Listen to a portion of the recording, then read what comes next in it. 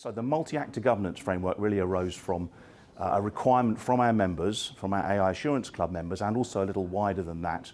There's a challenge that the AI systems are rarely developed by just one actor.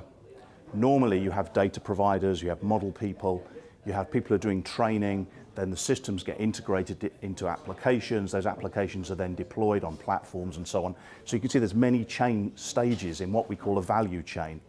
And you have different organizational entities, maybe different companies, providing all of those different stages. Now the challenge is that in order to be able to comply with regulation and be sure that they meet all of the requirements for whichever regulatory framework we're looking at, they need to pass information between themselves. And there's really no one else looking at that at the moment and how that information should be passed around and whether it should be standardized. So the multi-actor governance framework looks at that problem and proposes a standardized approach to solving that problem.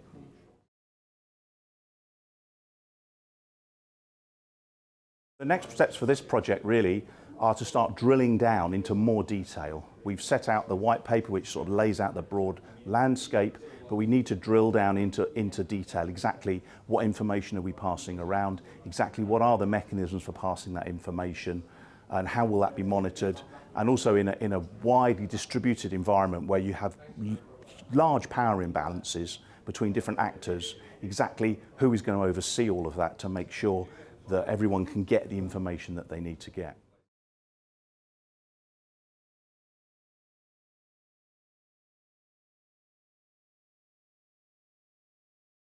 We're definitely looking to involve as many organisations as we can in this. That's why we set up the AI Assurance Club, to provide a kind of membership network and a forum for people to raise these challenges and get involved.